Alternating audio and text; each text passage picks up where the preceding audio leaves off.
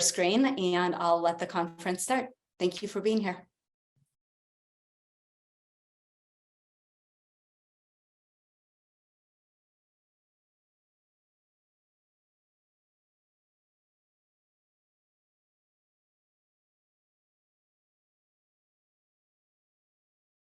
Okay.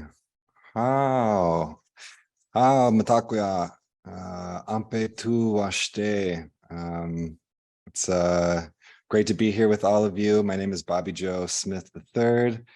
Let me just make sure I'm unmuted. Okay, there we go. I am unmuted.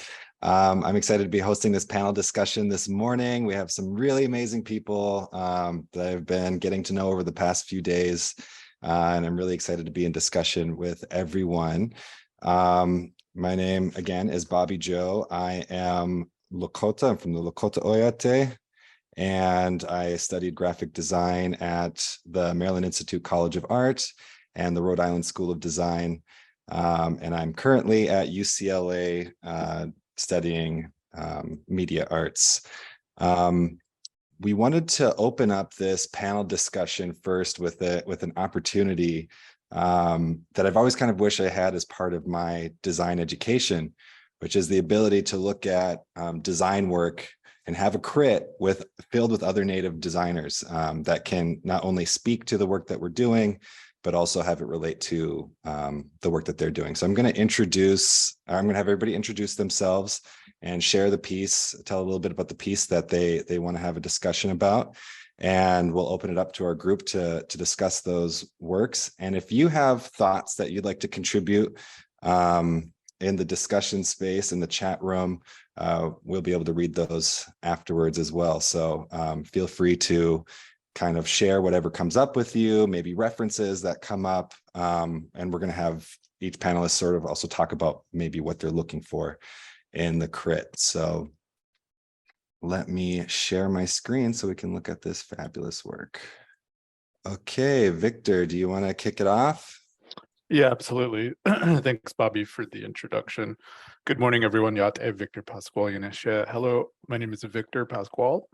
I'm Navajo Mayan from New Mexico, currently living in Minneapolis, and I am here working as an architect and working with a local indigenous firm, producing projects in this region here. And on the side, I also run Digital Navajo,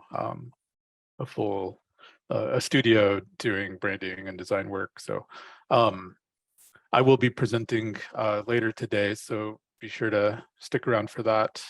Lots of interesting conversations within the past 2 days, and it's really exciting to see everyone present and just kind of introduce the indigenous narrative.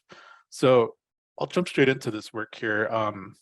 So this project, do we want to do intros all around, or should I just go ahead and jump in and talk about the work? Go ahead. Yeah, just talk about it, Sure. your work right now, and maybe what you would like some feedback on. Oh, yeah, absolutely. So this is a project plateau for a client of mine based in the Pacific Northwest. They are Coeur d'Alene, located sort of in the upper high deserts of Washington, Idaho, Oregon area. Their scope of work is within the area as well. This is the name of their company, Plateau Communications. This is one variation of the final logo that we ended up working with and completing. The basic premise of the identity is really nestled in the indigenous Pacific Northwest. So using basket work as a reference for the triangles, but also the colors of the Columbia River, which run through Oregon, Idaho, I believe Washington. I need to take a look at a map again, but anyway, the narrative is centered around this idea of trade. Similar to another project that I've completed for the same region. All of this you can see on my website. So yeah, I think in terms of feedback, I mean, I'm letting the gate open. I mean, anyone on the team has, insights or questions about the type choice, I'm excited to see you guys, pick it apart. Just a note on this process that I went through with the client was pretty collaborative. Like we worked together to identify what some of the priorities were for the direction in terms of the look and the feel, as well as the font. And a part of my process always includes those initial touch points, those conversations with the community, whoever it is I'm working with. It's always critical to include them into the process. Fantastic. Thank you so much, Victor. I did see a question in the chat. What typeface did you use for if you can recall, what you used for the logo? So I believe the typeface that I did start with was Gotham Bold, but I ended up outlining the font and manipulating some of the characters. Okay, great. Thank you so much. Next is Sebastian's work. Do you want to jump in and tell us a little bit about it and yourself? Hi, my name is Sebastian, born in Winnipeg, raised in Quebec, from Pascual Cree Nation, but I'm also Métis, Malassis, Huron, and that. Scottish, English, French, and English, yeah. So I'm a graphic designer, been doing it for about 20 years. I went to l'Université du Québec en Outaouais, which is a small school close to where I was raised, and just finished my master's at Concordia. And now I'm the artist in residence at Concordia University. And this is actually some of my master's work. This is a font that I made. It's a Cree syllabic monospace font. I wanted to make a monospace font because based on the typewriters I'll do this real quick. They were based on the typewriters that were used by the church and by our community at the same time. And I wanted to kind of replicate that, or kind of reconcile with the fact that, even non-Indigenous and Indigenous people had notions of writing and talking in Cree, and that they took away the typewriters as a whole because Cree people, were just getting too much evolved and sharing a little bit too much information. That's what I gather. I can't find one to save my life. I found one in Edmonton that got picked up. There's one right beside my reserve in the Paw in a museum, but it's owned by the Archdiocese. And I'm trying to get it back, reclaim it back. But anyways, I also found one in Saskatchewan. But anyways, I made this Cree monospace font with a lot of help from Alan's Cruz, actually, to actually code the computer, to have an engagement with the computer, to see if our language could actually settle in within the computer, so that if we all dissipate and all disappear, we'll have a ton of computers outside in the world, kind of like post-apocalyptic in a sense.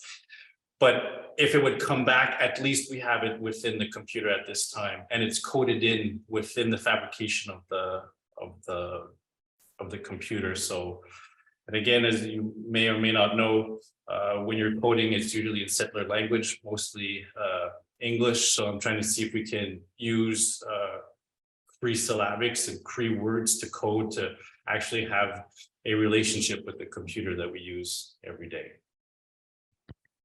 Wow, love that. Can't wait to discuss it. Thank you so much, Sebastian. Kaylene, you have two really beautiful pieces here. Do you want to introduce yourself and that background? Wow, just killing it today. Do you want to share this work and the next work with us? Yeah, absolutely. So hello everyone. Dansin Nisikasun Kaylene Gite Mokuman Asiniwati Sig Utinia. My name is Kaylene Bigknife. I am Chippewa Cree from Rocky Boy, Montana, but I'm currently calling you all from Coeur d'Alene, Idaho. So really quick, I told I told Bobby Joe I had a hard time picking just like one piece to represent my work. So I picked two. So the first one that you see before you is a t-shirt design for somebody in my community. And that's why I picked these two. So this project is something that I would create like for my community, within my community. So if somebody hired me, really bold colors, really bold line work. I love flowers. If you guys can't tell behind my Zoom background screen, I just love using and incorporating Ojibwe style florals into my work to really honor that Chippewa side of my tribe, which is a combination of two tribes, or emerging is a better word. So it's the Chippewa and the Cree, and we're now Chippewa Cree. So this font style was actually created, or this typeface was created by a community member in Rocky Boy. His name is Russell Gopher. And I use it a lot in a lot of my language work. And very quickly, you know, my educational background, I started off at the Institute of American Indian Arts in interactive graphic design. And then I went home and got my bachelor's in Native American Studies, where I discovered language revitalization work. And then I went on to linguistics, which is a crazy story in its own. But I went to the University of Arizona and graduated with my master's in linguistics, with a focus in Native American languages, because I really wanted to combine my artistic background, you know, with language revitalization work, work that, you know, will outlive me and stand for something kind of very similar to what Sébastien was saying, you know, just it will outlive you, it'll go into the future in a way that I hope is good. So you can go ahead and go to the next piece. So this one is a piece I did for a friend, and I actually later, this was for her dissertation, and she's now graduated, her Dr. Amanda Cheremiah. And so she's from the Pueblo of Laguna. So this is an example of a work that I was commissioned to do. And this is just like a personal like insight for myself, is like, I also sometimes feel like an outsider when I'm designing for an Indigenous community that I know nothing about. So I'm like, I'm from Montana. I'm a small res girl from like the middle of nowhere. And, you know, designing for, you know, a tribe in the Southwest. So I was really nervous about this project, but she had all the faith in me. And what I do in this type of situation, when somebody and her, what's it called, design concept was like, Kaylene, I want this hummingbird, but I want it to be like Pueblo pottery style. And so like, I know nothing of that. So I really lean on my clients for this type of work. I'm like, send me reference pictures, send me whatever you can to draw inspiration from. So she did, and she sent me a lot of good reference points. And so this is kind of what I came up with. A lot of like simple, like one-off shapes I would pull from the pottery pieces. So not directly copying them in any way, but just a little bit to kind of give that hint. And so this is an example of what I would do for that type of client. So that's why I wanted to share both of these pieces. And I'll go ahead and turn it over to Kevin. Thank you so much. I'm really excited about the pieces you all are picking and the conversations that are going to come up. Kevin, do you want to take it away? Share this wonderful work too. Oh, I think you're muted, Kevin. Sorry. Okay. Thanks, Kaylene and Bobby Joe. Beautiful work, everyone. My name is Kevin Coochwytewa. I'm Isleta Pueblo and Hopi, originally from Phoenix, but now based in Seattle, Washington. I got my BFA in studio art, visual communication at the University of Arizona also, so bear down, Kaylene. This piece here is a personal piece that I created back during the pandemic in 2020, during the election season. I was sitting in my living room just watching CNN and kind of frustrated, and just also watching, you know, the things that were going on during that time. Also with Deb Haaland running for Congress, I believe. Anyway, so I wanted, like, I just felt helpless and was thinking, like, what could I do? What would be my part in trying to get people, our people, Native people, to get out and vote and kind of make a difference? So I was sketching as I was watching the news and stuff, and I came up with this vote design just based on the simple geometric shapes of triangles, circles, lines. And then I just started playing around with it and kind of making patterns, different patterns. And so, yeah, I came up with this, and then was also exploring colors and how they were placed to accentuate the negative space within the designs. And so yeah, this is what I came up with, and then I started kind of making notes about like what was important to me as a voter and as a Native Indigenous person, and what I thought might relate to what other people could relate to, based on, you know, their values. So it says, I vote for our ancestors, for our children, for equality, for justice, for Mother Earth, and for humanity, just because all those seem to be like in limbo at that point. So anyway, yeah, the simplicity of the design, I feel like, was relatable to people from all walks of life. And I got some really good feedback from a lot of people, and eventually was encouraged to create t-shirts and distribute them. So yeah, this is my design. As far as critiques, like, I would welcome any. I really like playing with this design and creating different designs off of it. So any feedback on, you know, how I could explore those differently would be great. Thank you. Amazing. Okay. I feel like, you know, your people really like it when they want to wear it. Okay, I'm going to just bring all of these up so we can see them side by side. And yeah, just open up to the group. You can unmute your mic and we can kind of just have a free flow conversation.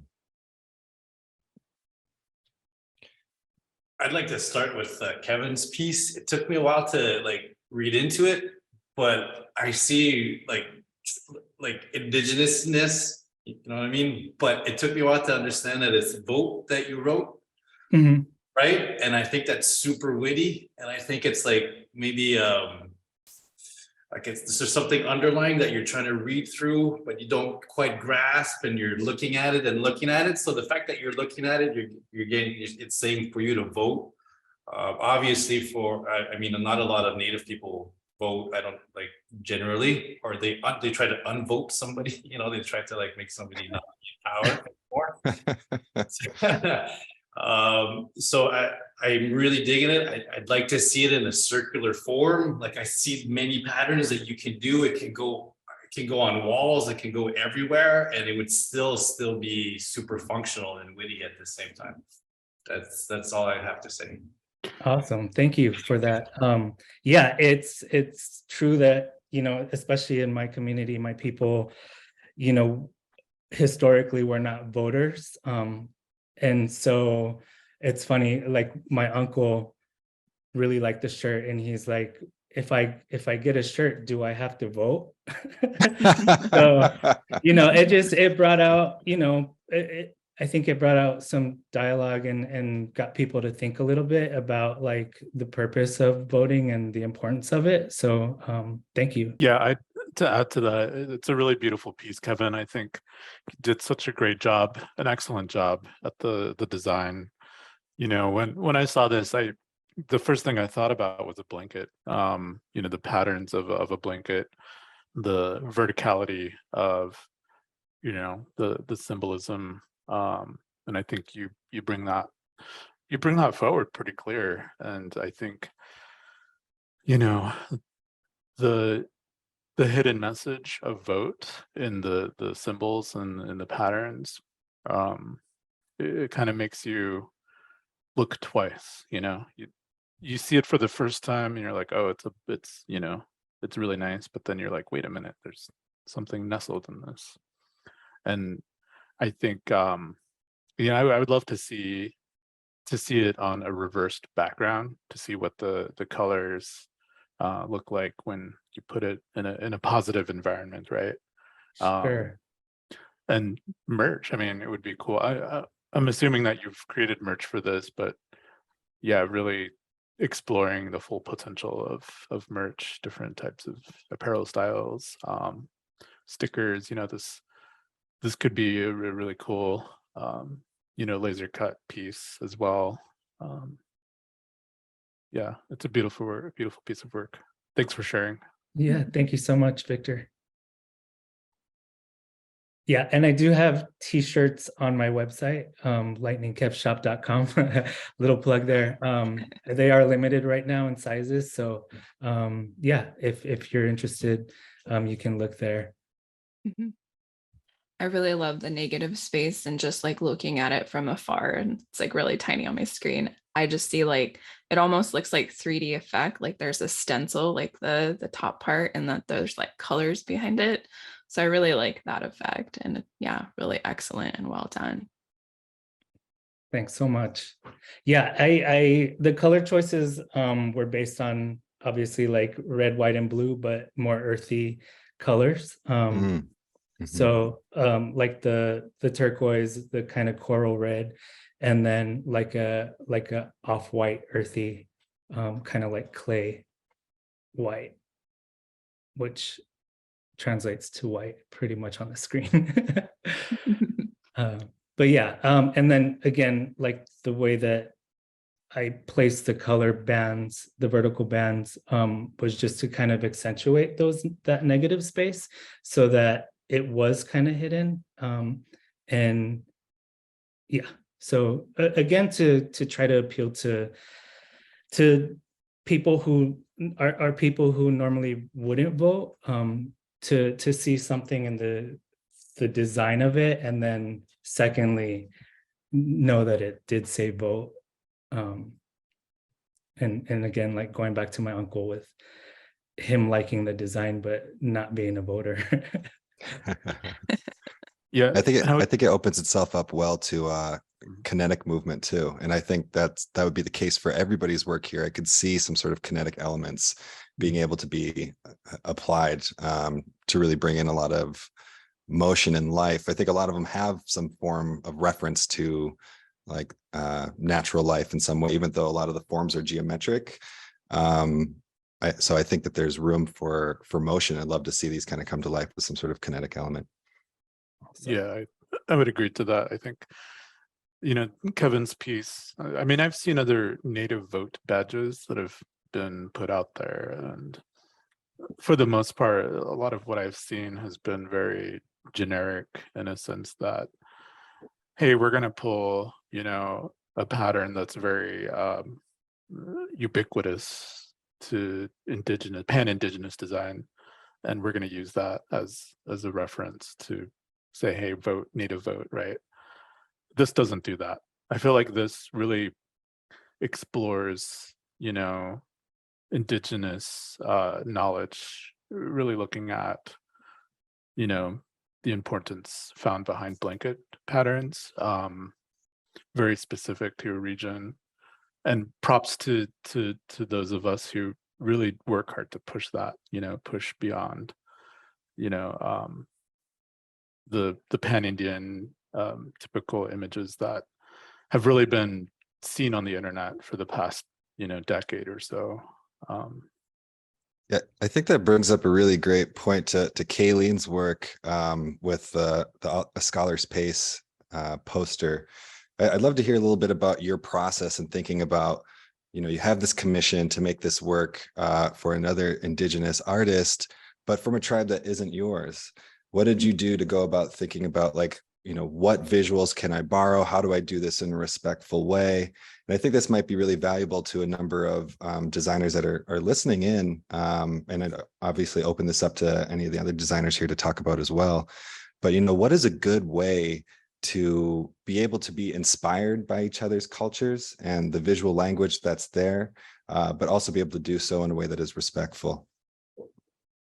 Yeah, absolutely. I would love to hear from everyone else, but as I mentioned, I really rely on them. I'm like, you need to provide me with pictures. Like, I will not get started unless you provide me with pictures of like what you're looking for specifically. So she sent me like 2 pictures of pottery. She sent me like this really cool mosaic piece. Then she sent me this like tribal looking hummingbird. It was like pulled off of a stock site. So she kind of had an idea of what she wanted the hummingbird to look like. So for example, if you look at the tail of the hummingbird, that like checkered triangle pattern that was like used, that was used on one of the pots. So I just emulated the triangles, and then the hummingbird's feet, that was also a shape repeated on a horizontal axis multiple times, but I just took that one little shape and I just kind of like, it's like ripping up pieces of paper and you just try to like fit things around.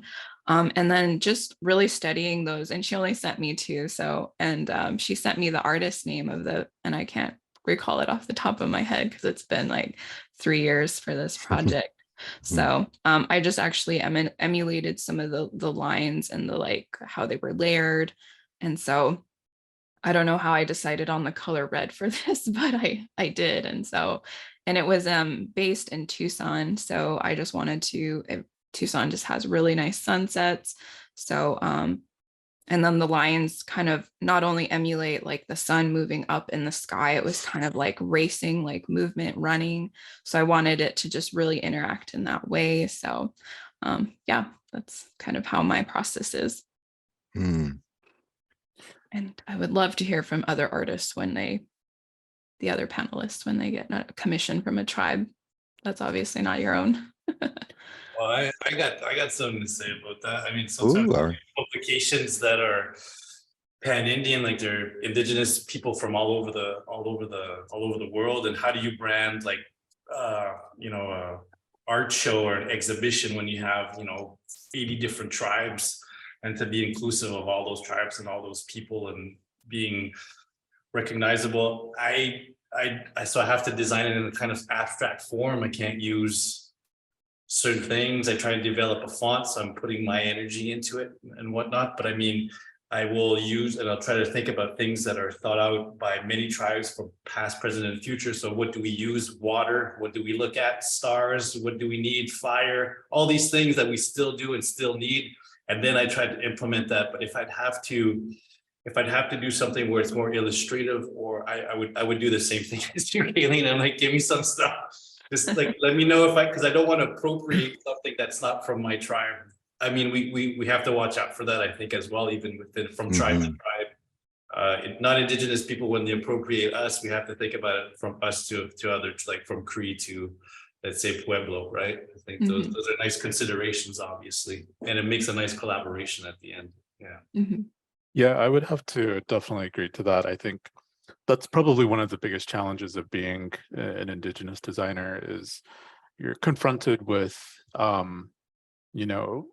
a palette of clients that come from all regions, not just your own, right? It's like, how do you respond with a design that meets their needs? And, to add to the point of, requesting images, I think for me, what I've started doing, and I'll talk more about this during my part, but the process of sitting down with the community, having that participatory process, which is seen a lot in architecture, and this kind of really shaped my design profession just fairly recently. So sitting down with the community from who you're working with, getting, requesting access through some of those narratives, right? Like the cultural storytelling narratives that they may have through ceremony, or, working with them collaboratively to get an idea of what's the story we're trying to tell, right? And pulling examples from their creation stories to some of those sacred stories that they hold to help shape an identity. And I feel like that's probably more of a priority when it comes to solving a design problem and working with people from those different nations versus appropriating patterns found on different items from the tribe. But it goes both ways. I think the collaborative process is very vital. The community part, for sure. Yeah, I really see an emphasis and an importance on connection. Anytime you're working with another group of people, I think, particularly with indigenous people, but I would say that this is probably the case with most cultures, and you would see design advertising agencies and stuff that I've worked for, they've done this with corporate clients. They want to know the culture. They want to know the people that of their client that they're working with, and so that they can pay respect to the story of, you know, where they come from, try to get to the core of who they are. And I think for the most part, you know, there's aspects of our culture that you know, developed in contact with other tribes. We were constantly sharing ideas. We were constantly sharing who we were with each other, telling our stories with each other. It was meant to be shared. But when you're in a society that has such an emphasis on extraction and exploitation, you tend to want to, you know, put a shield over yourself. You tend to be very wary of somebody who approaches you and maybe wants to, you know, is inspired by you. It isn't allowed to just have ideas kind of flourish. So, you know, I think you kind of have to move at the speed of trust, particularly with Indigenous communities, because we've been violated so many times. You know, people coming in with, you know, good intentions, so to speak, still doing things that, you know, go against our sovereignty or that we would see as disrespectful, or just purely feeling violated. So this is the case even within our own community. So we can be doing designs. I like that you brought this up, Sebastian. We can be doing designs within our own community, and we can still appropriate that work. I remember I was really inspired by teepee designs within my own community. And I was told, you know, you have to be very careful because some of those symbols are specific to a family. They mean something to that particular group. And you don't want to just take that because that's their story, that's their legacy. They received it in a vision, they received it in a dream. It has a spiritual connection. These symbols have meaning. They're not just sort of geometric shapes. So it's very important that we learn even where our own symbols and designs are coming from, and continuing to have that connection with the people in our community when we're doing our work. So, and another note too, I think it's important to understand that there's going to be a scope that is going to be beyond our comprehension, not our comprehension, but our ability to complete. And that's where I think it's important for us to, you know, hire source locally. One example is I was hired to do a project for a client based in Alaska, and they had a form line design, really beautiful work of a hand. And, you know, I said, I probably won't touch that. You know, your artist is going to have to make the redesign, and then I can digitize that. Of course, you know, I'll match a font to that. But I understand that, hey, that's beyond my wheelhouse. You know, I know very little about form line design, but I know that, you know, the coastal region, I mean, that's their body of work. You know, if you can't do the work, hire the local artist to do the work for you. Yeah, absolutely. I'd like to add to that. I mean, like right now, this meeting, this gathering, I'll call it a gathering of tribes. We're all seeing our colors, our shapes. They used to do that back in the past. And I agree with you, Bob Joe, when you're saying that, like, these teepees, these designs are from a certain family. And I think that obviously when you had like different beadwork, different tribes had different regalia, and you could see where people were coming from, what family, what community, right away from the way that they look. I tried to take that in recognition as a whole when I actually do my design. I come all nervous saying this because for me, it's as if it's a gathering of nations through design.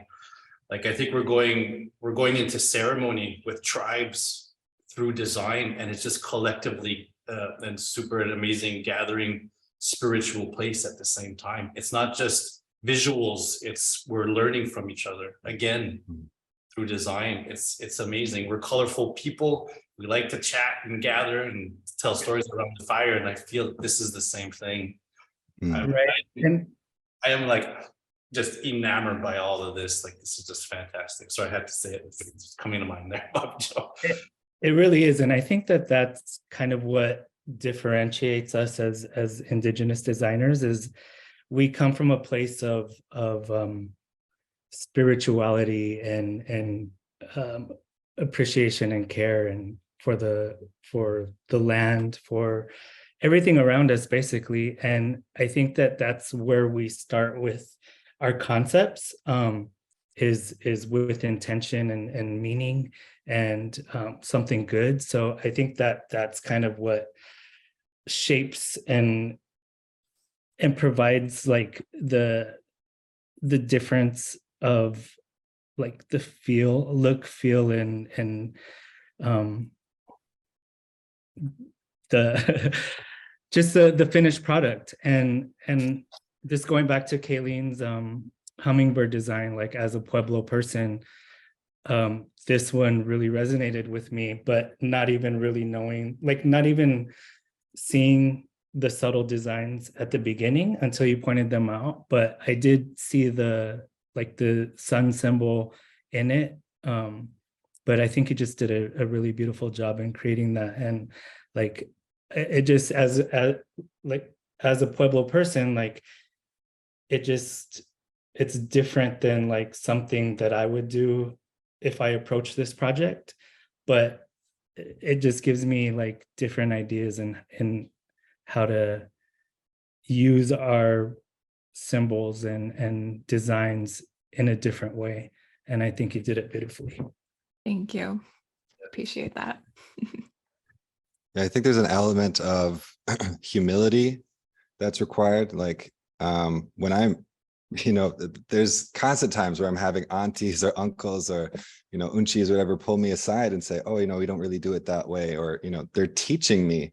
And at the moment it might feel mortified. I'm like, oh no, like what have I done wrong? But I know that the fact that they've, taken the time to talk to me about it and use that moment for a teaching moment, that's care. And that happens because you're building relationship with the community. Like we have so many cultures, so many intricacies. We're learning even within our own. It's impossible to know everything. And I don't think that that's the expectation. The expectation is that you come in wanting to build a genuine connection, one that is, reciprocal, one that is bound in respect, and that you do so in a humble way. And I think people will recognize that and they'll want to share with you and they'll want to guide. And I think that that's, that sort of respect is really core to working with our cultures and with our people. We have just a little bit of time left, but I really wanted to talk about both the logo work that was done here, particularly with the type, and then the typeface that you designed, Sebastian. I'm really interested in the concept of, looking at the typewriter as a place for, that the legacy of that tool within our cultures from a colonial perspective, but also wanting to see our languages in new mediums, in computational programs, see them represented in these different places. Can you both maybe talk a little bit about that or have any comments? I can go real quick. It's because I'm a print designer, right? I do books.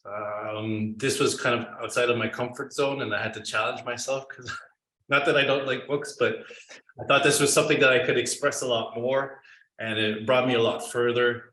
And it's also based on the fact that my grandfather also helped to make Cree-syllabic fonts. So it's as if I'm continuing that legacy. But I, as a Cree person, I'm actually making Cree syllabics, and there's not many out there. So yeah, I'm taking back what I think is mine.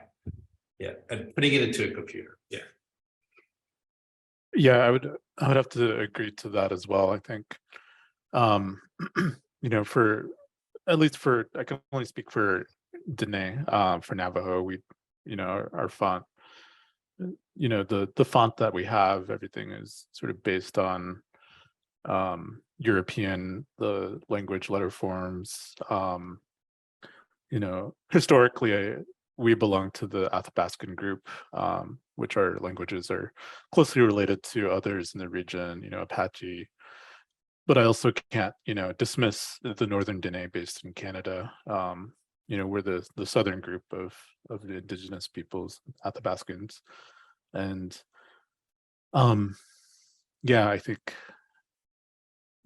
having a typeface for the language, and a lot of this you discussed yesterday, and there was a lot of good conversations that had come out of that. In terms of digital, there's one artist that I want to reflect real quick. She's an artist based here in Minneapolis, Marlena Miles. You can Google her. She's been doing a lot of work in VR, virtual reality, and she did some place-based design using language.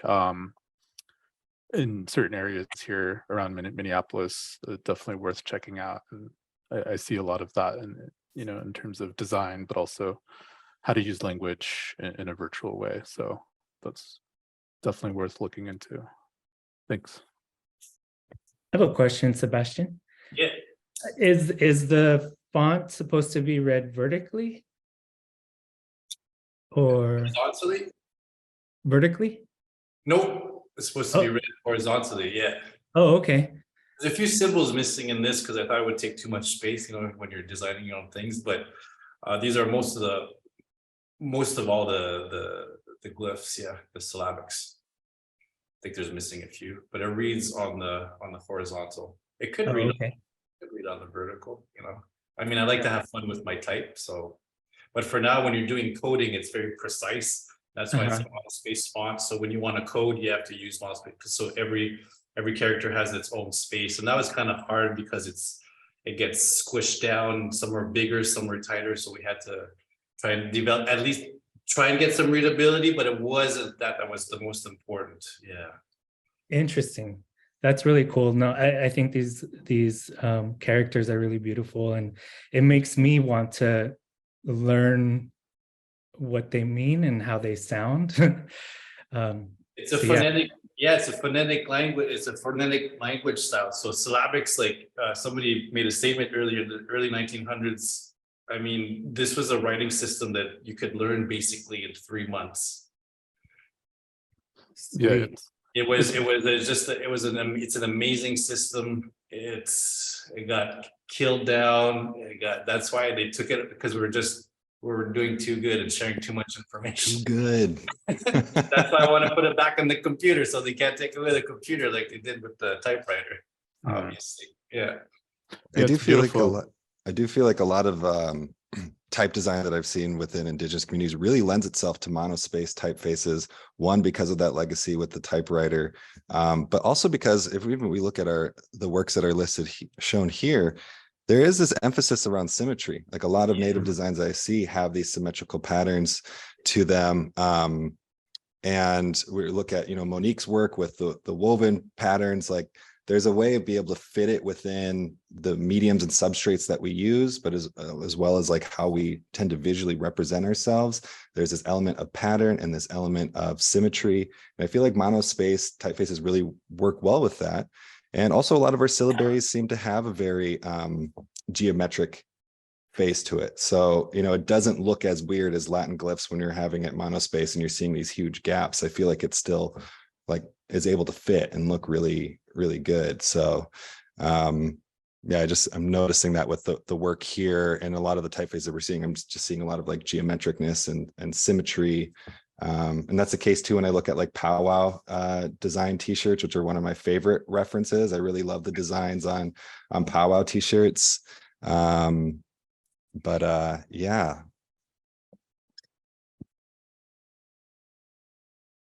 And I think the symmetry is sort of a common theme with Indigenous design in general. The sort of references the natural environment of the earth, our connection to the universe.